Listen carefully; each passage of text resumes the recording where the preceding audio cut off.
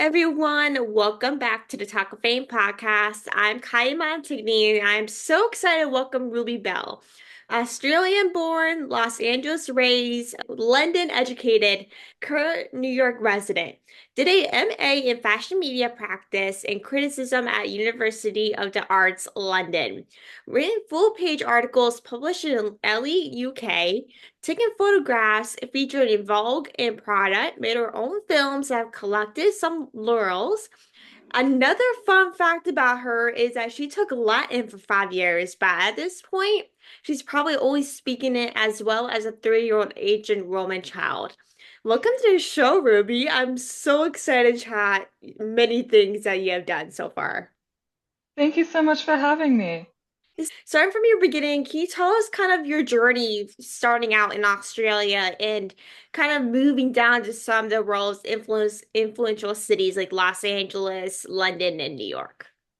Yeah, so I'm originally from Australia, even though my accent I think is a little bit wonky at the moment from moving around. But my family moved to LA when I was about 4, and then we used to go back and forth between LA and Sydney for a while until I got to about 11, and we stayed in LA. And it was fun bouncing back and forth, but there was a bit of FOMO where it was like everyone would be talking about the school camp I didn't go on and I wasn't in the yearbook or something. So once I started year 6 at 11, I started doing like the full year, school year in one place. And then by the time college came around, I felt like I wanted to live in another city and that college was a good excuse for it. And I'd gone to visit London when I was about 14 and I just really liked the city and I wanted to live there. And they Mhm. had a really good art school. So that was the only school I applied to because they do their admissions in November. So the one I applied to, I got in and I committed to it. And then once I used up my student visa and I was going to come back to America, I'd always wanted to come to New York. So I decided to come here. So to go back on your college process, like you only applied to one college? Yeah, it was a little bit before the American college applications had Mm. opened. So, and they told you on the spot if you got in or not. So, like, Wait, you do an interview. Yeah, so it was like a Skype interview because obviously I wasn't there. Um, and they said I was in, and then they took like 48 hours to actually send any of the paperwork. So I told everyone I got in, and then a day passed. I was like, maybe I just heard what I wanted to hear, but it just took a second to send the material. So I didn't have to apply anywhere else because I knew I wanted to go there. That's crazy because when for the US, like the applications open like on the first day of August or the first week of August. That's when it opens. I'm a senior in high school right now, so I'm in the mix of applying. And Yeah. I literally applied to like 16 schools so far. And like Yeah. I can't imagine just applying to this one school in case you like for the worst part and don't get in. I had time. I had a buffer just in case. I guess I would have known that day if I needed to do a bunch of other And I went because I went to high school in America. I had to, they kind of make you fill out all the forms and everything ready to go to apply. So I had a plan B, but I didn't need to implement it. Hey, just see if you get in, then that plan B, you can always just apply to US schools. Like that's Yeah. probably like the same option I would probably do. Yeah. Like what was kind of school like in London in Australia? Like what was kind of like the school system like? Because I know like I don't know too much about the system, but I know it's so much different from like the school system here in the US. Yeah, for Australia, I only did primary school, which is like elementary school. And I went to a Montessori because I used to go back and forth and it was a little bit easier to slip back in. Mhm. Um, so that was fine. I had a good experience with that. And then when I started middle school, I went to a normal public school and I was a little ahead, if anything. I wasn't behind. I liked school. I Great was a school. good student. Yeah, I was the same way. Like it was kind of like a normal school. I went to a public school before I turned online. It was like a regular like high school, regular school. And with Pennsylvania, it's like all like smaller schools, so it's not like big like schools. Of course, there's like college preparatory schools around the area, but there's nothing like insane to the point where like it's kind of like all college high schools. Yeah, right. LA was a little bit like that as well. But London was good. It was chill. There was the college there. You only have class like twice a week, 3 times a week. I wish I'd traveled more. I came home with savings, and I think I should have spent my savings doing those cheap little weekend trips once you're already over there. But there's only one turn in, at least at my school, a semester. So you had to use your free time to do schoolwork. That's crazy. I wish Pennsylvania or US does that because that would actually be fantastic to only go in 2 or 3 times a week. Yeah, it was a nice work-life balance or school-life balance, I guess. It is because what the Pennsylvania schools, the US schools, you only go in 5 times, like 5 days a week, always, no Yeah, matter what. But with college is different. Like people sometimes just go online or they pick their own college schedules. But to go in 2 or 3 times a week, that is literally a dream. Like just do whatever yeah, you want and just stick to that schedule. yeah. And I looked forward to going to school because it was sort of like fun to have that sort of structure to each week. Yeah, and plus it's in London. Like I would Yeah, also, if I was in London and only went to 2 or 3 classes a week, I would be literally loving my life. yeah. It was a good time. You should But check it out. take that time to explore, or what did it do with all that free time? I definitely did spend a lot of it doing schoolwork, and I'm just someone that's not real. I don't really get bored easily. Like I like making things, and I started doing when I was living there. I started making little video diaries that aren't quite vlogs, but they're sort of like my memories, and it's nice to share with friends. So that takes time to edit. I really like drawing. Um, I was working a little bit. Like I didn't have trouble filling up the time. It got really cold, but I guess you would know that in Pennsylvania Yeah, as well. London I think is gets much colder than you in the winter than Pennsylvania though. I guess depends on the year. I know, like with all that diary stuff, like you should post that as like a vlog or something on YouTube to share. Yeah, I do. I post them on, I have a YouTube channel that it's kind of just for me, but I know some other people like them and they're easy to share. So I have a live and YouTube channel where I Good post idea, them. because that's something that I know if people are interested in maybe going to London or something, that is something Ha, that a lot of people would like to watch if they want to like learn something about London or like a day in the life or something. yeah, that was kind of the idea behind it. And it's nice for me to look back on too, because it is kind of a day in the life. And I started making them at Christmas and everything, and now some family members aren't with us anymore. It's nice to have the kind of video diary of hanging out with them, that kind of they're nice memories for all of us. It is. And to go on with Elle UK, so you have full page articles published in that magazine and photos featured by Vogue and Prada. Like, what's one of your proudest moments or most memorial published pieces and why? The L article was pretty fun. I did that was sort of a through my school, they had an opportunity to work with the magazine, which is a house publication. I always liked their style a little more than some of the other fashion magazines. I was working like with about 5 other students, and they asked me to write one of the articles. So obviously, I left it the chance. So that was pretty cool. Especially because part of my degree is in journalism, and I didn't really chase that up. So I feel like I got a little taste of journalism by doing that. And I didn't know where the photos I take go. So it's always exciting to see them pop up and people send them to me even before I see them. So the Vogue one was really fun. That one, my first Vogue photo they uploaded it on my birthday coincidentally. So that was a Oh, nice wow. little birthday present. That is a good birthday present. Like by Vogue, like nothing Yeah. will ever top that for me. Yeah. Universe. I know. What a coincidence. They picked the right day for you. Yeah, exactly. So you've been involved in high-profile projects like the Elvis movie, which is one of my personal favorite movies, Ashton, and collaborations with New Kids on the Block, which is also one of my favorite bands. Can you tell us about each of these projects came about and your role was? Because I know your kind of main projects in photography, but what's kind of your involvement in these projects?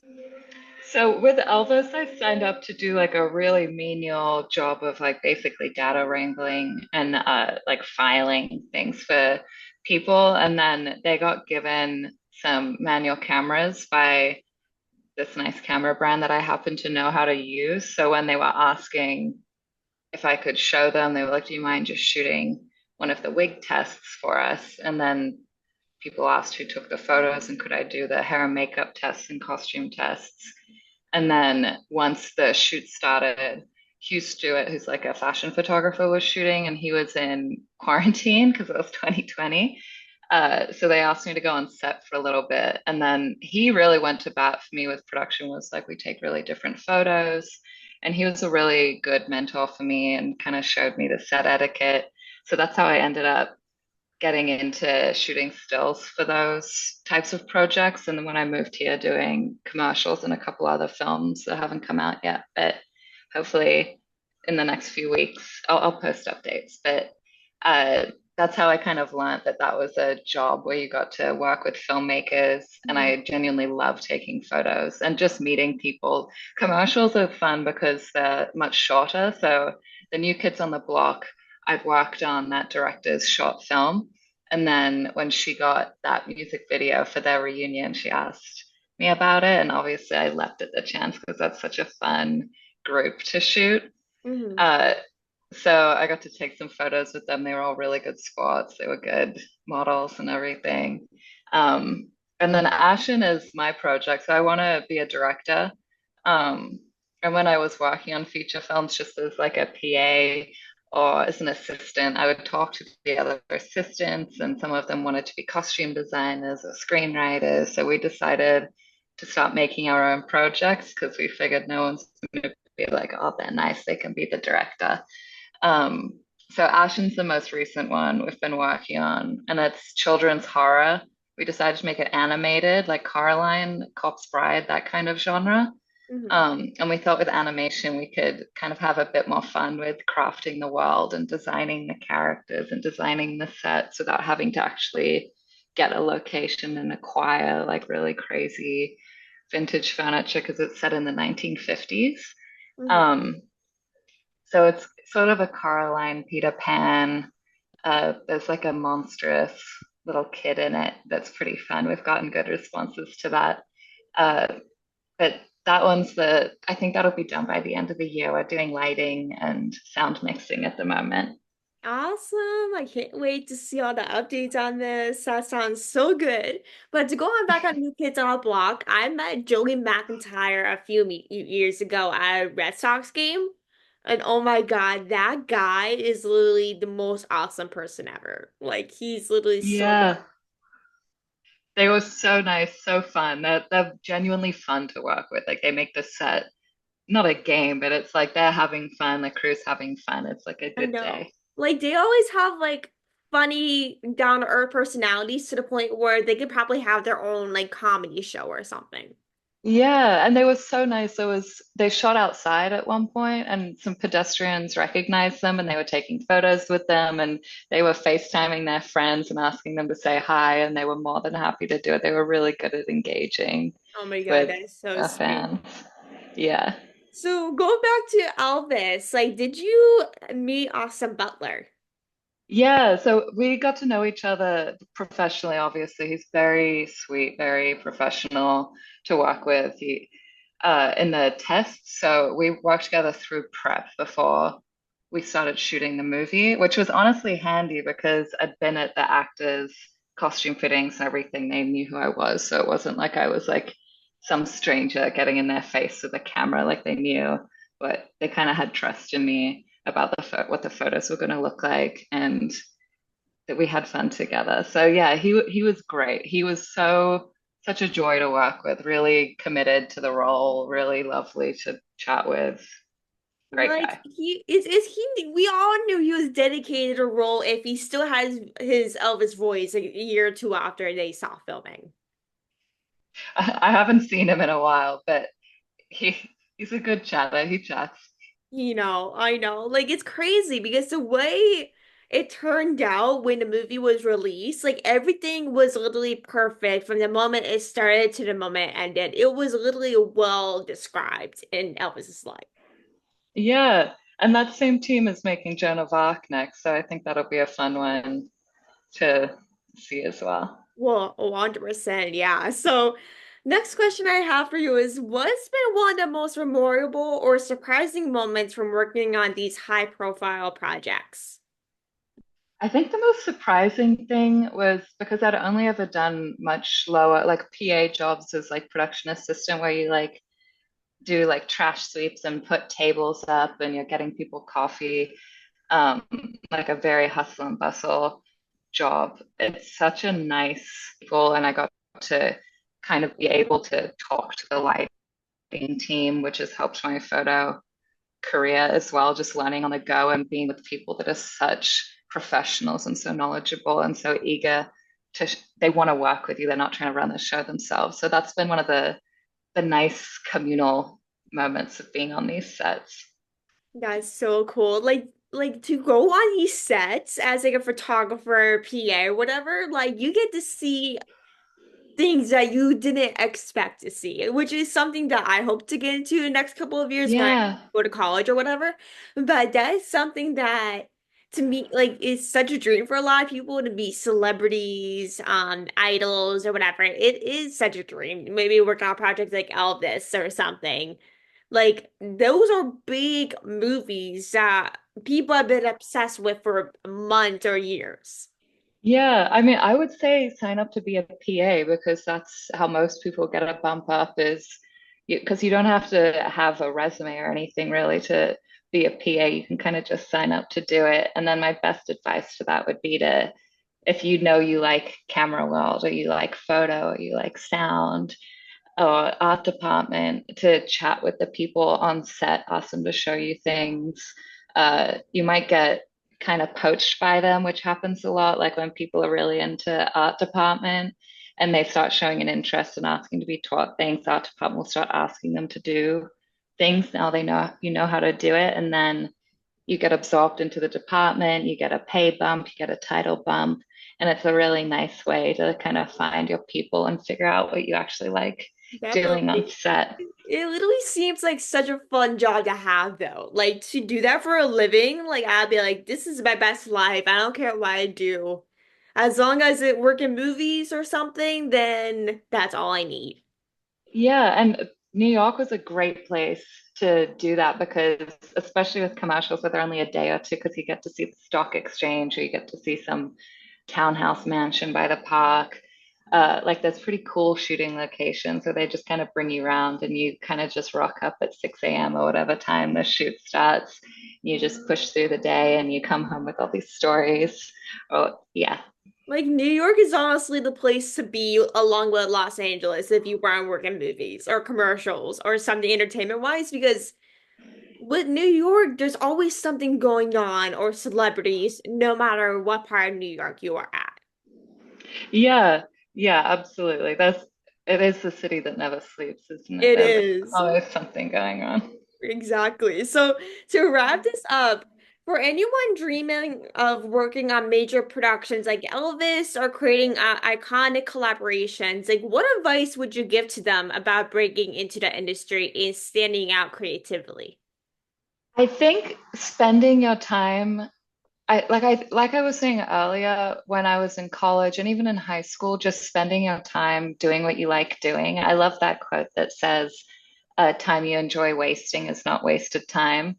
Because I feel like I did end up honing my craft. And when I liked my work, it helped me develop and kind of because I feel like when you're figuring it out, sometimes you're like, oh, I don't love this project as much. And I really liked doing that one. So I might do another one like that. And you just end up learning and you develop the skills. And that's my best advice for kind of finding your voice and finding your style, uh, regardless of the skill set. But I'd say just keep doing your own personal projects.